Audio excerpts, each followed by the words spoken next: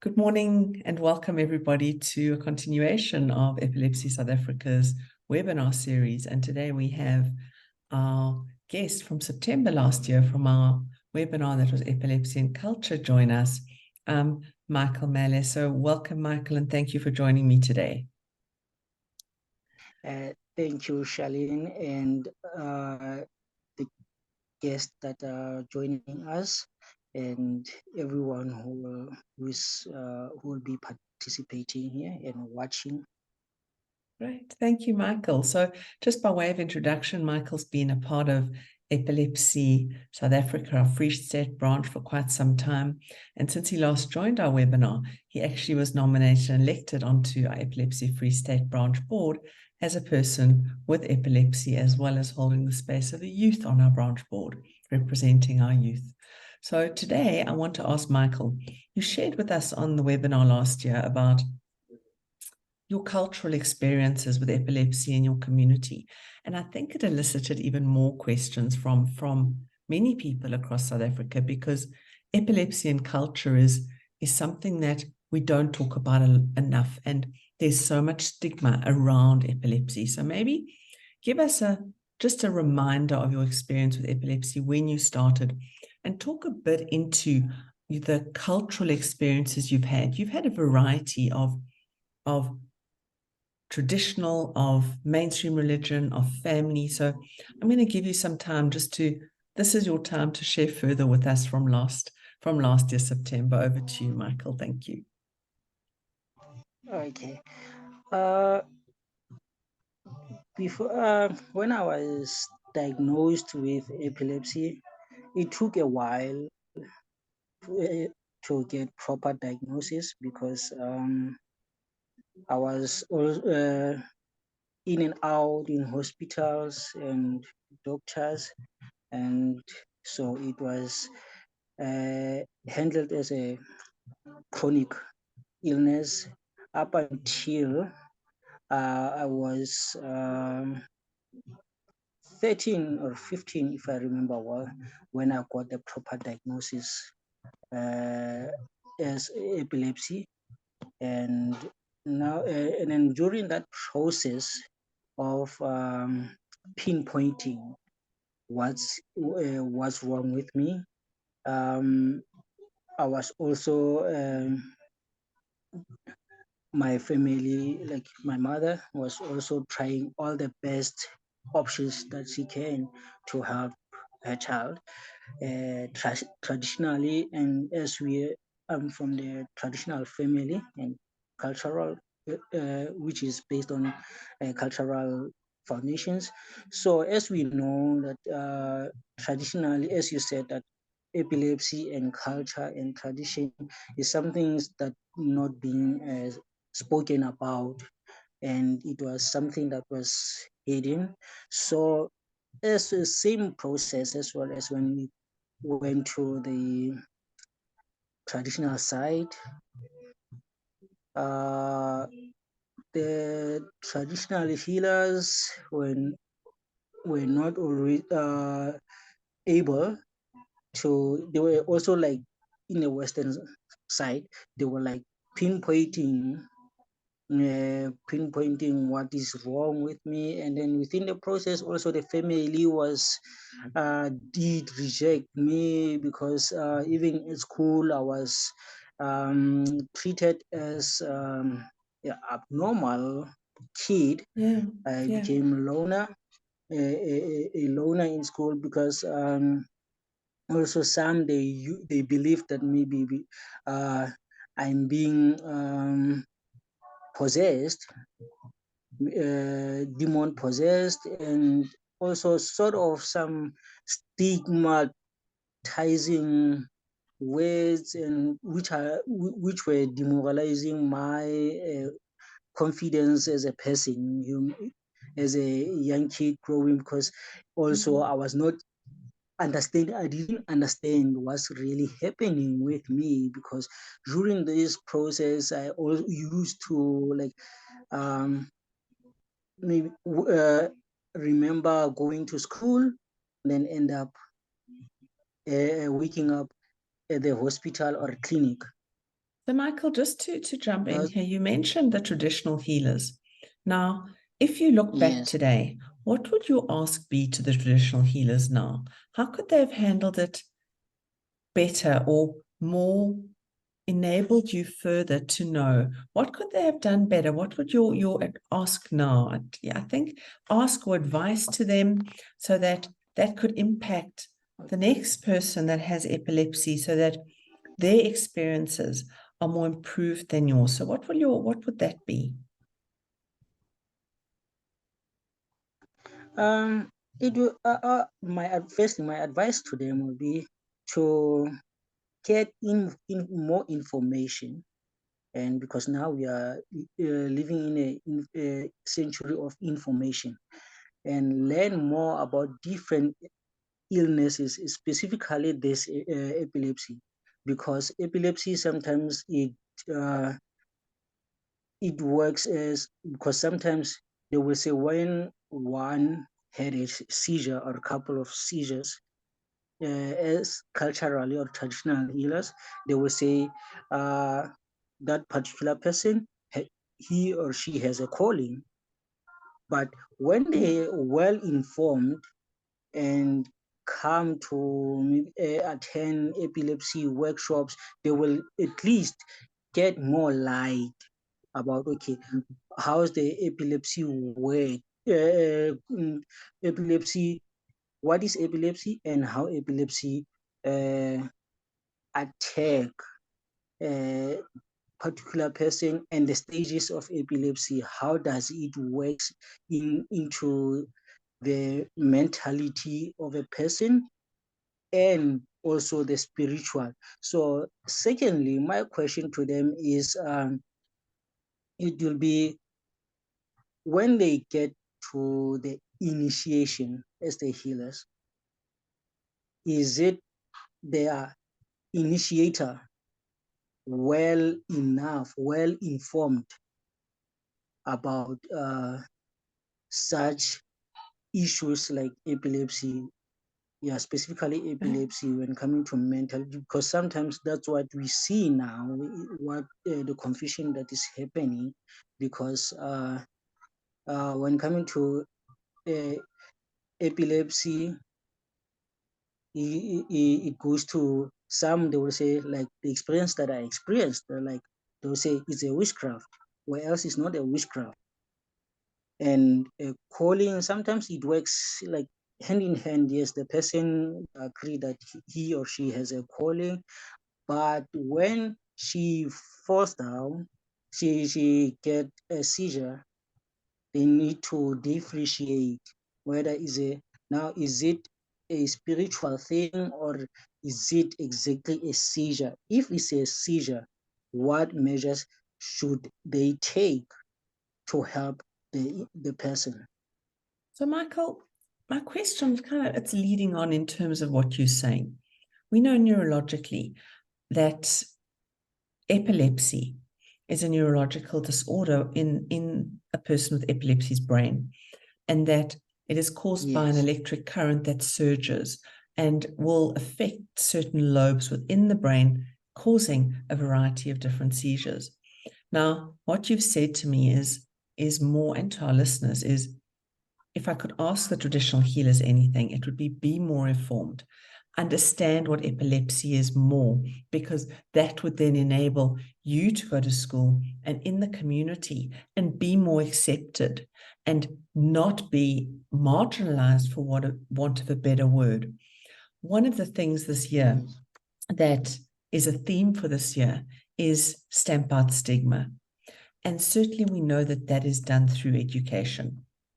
We also know and remember in September, we had a very, very interesting conversation with a traditional healer, a lady who had really researched this, a neurologist yourself, and it elicited interesting information because of the blend that you experienced, from the starting with the traditional healer to ending up in hospital. So talk to us about how that came together for you. and then got you stable as a person with epilepsy, they can now make a change. And I know, Michael, you've also published, I think it's 3 books now, really detailing your story. So I'd encourage people to read that as well. But Michael, just talk to us about that experience of traditional healers and Western medication. Yeah, okay. When coming to the traditional healers, because there was also confusion and conflict over me, because on the other side, the other healer was brought by the family, and then on the other side, my mom went out to look for the other one as a second option. And now my uncle is a traditional healer as well. And also now there were 3 traditional healers debating over me.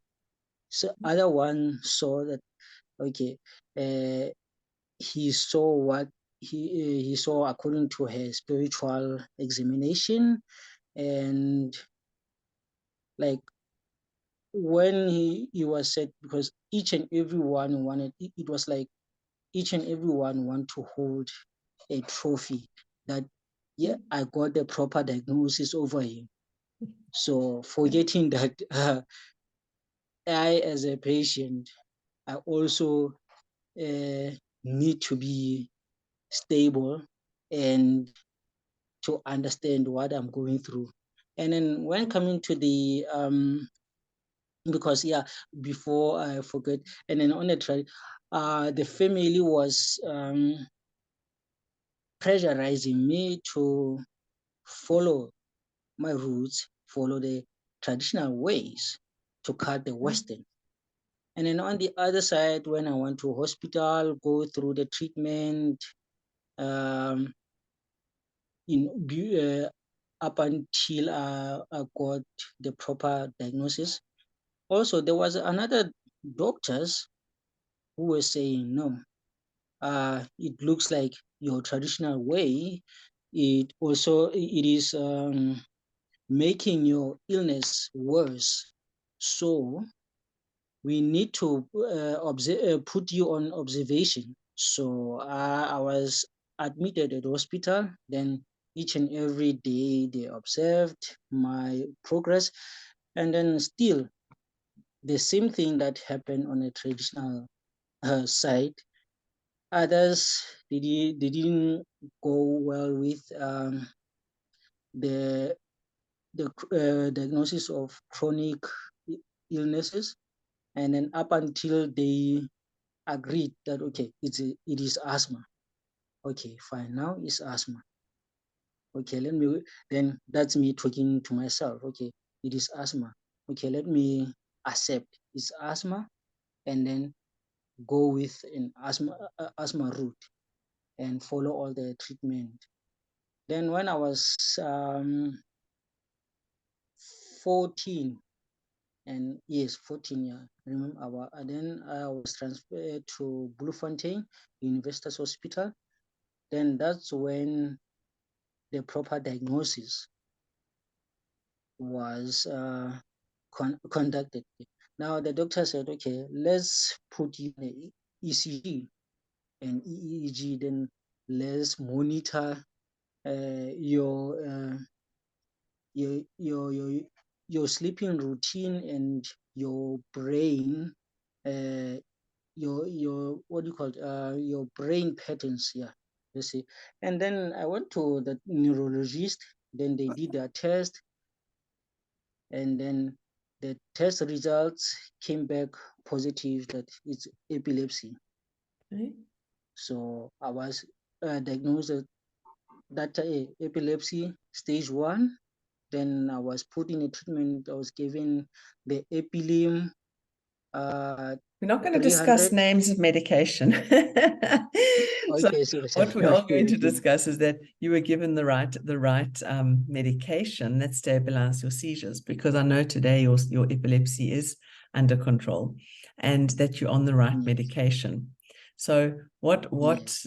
I've really taken away from today is that you've had an amazing experience with traditional and Western medicine, and you've given each side some advice and I've really heard that clearly. And I think other people, and certainly as a person with epilepsy, myself, I'd never experienced the traditional healer side, but what I did experience was natural remedies.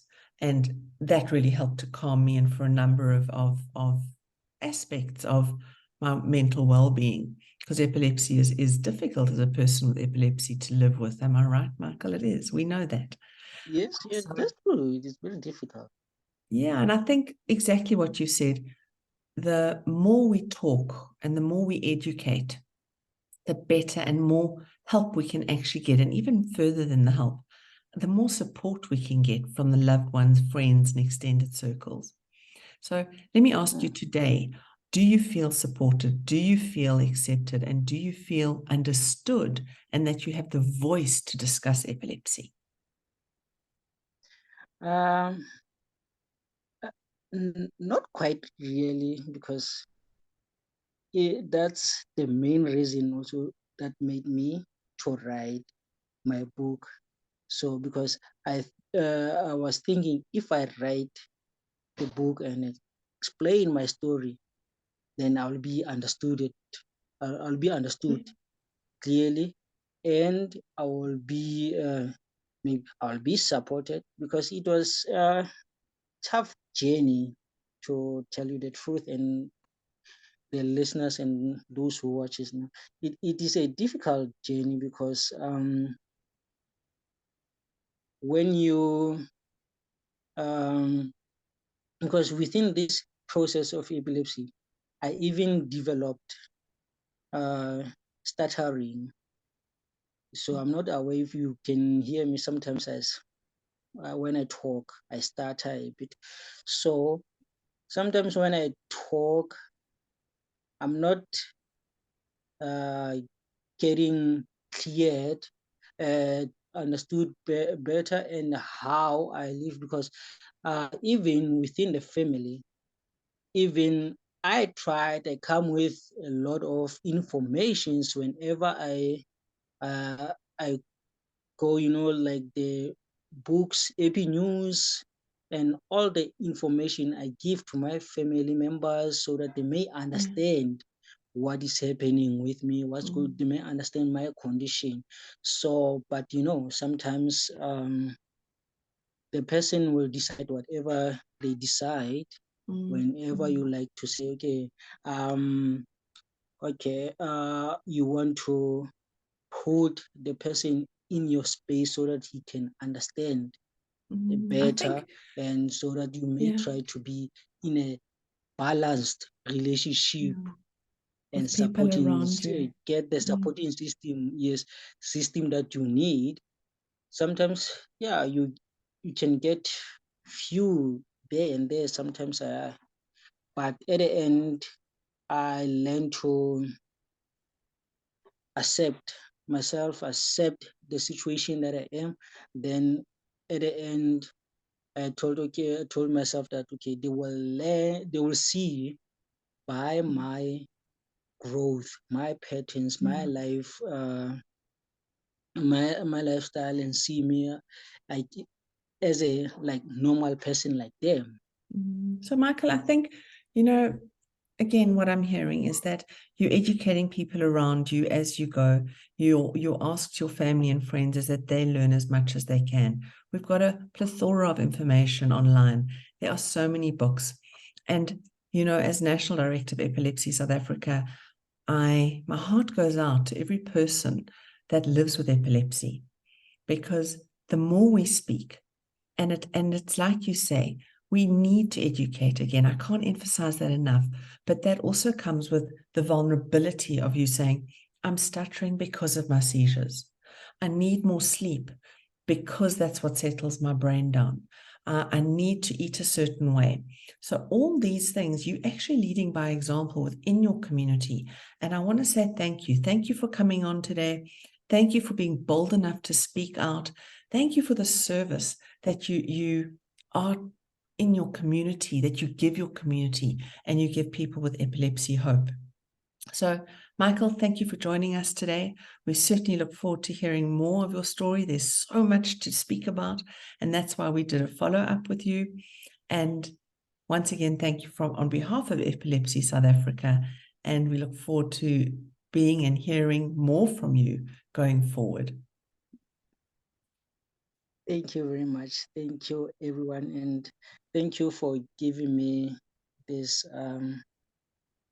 such platforms to also be the light to those who are still in the dark, who are trying to understand and know more about epilepsy. And yeah, I guess being the hope is, I guess, is what I am born to be in this world. I think is part of my purpose in this world.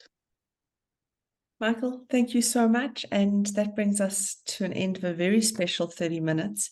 And yeah, once again, thank you on behalf of Epilepsy South Africa.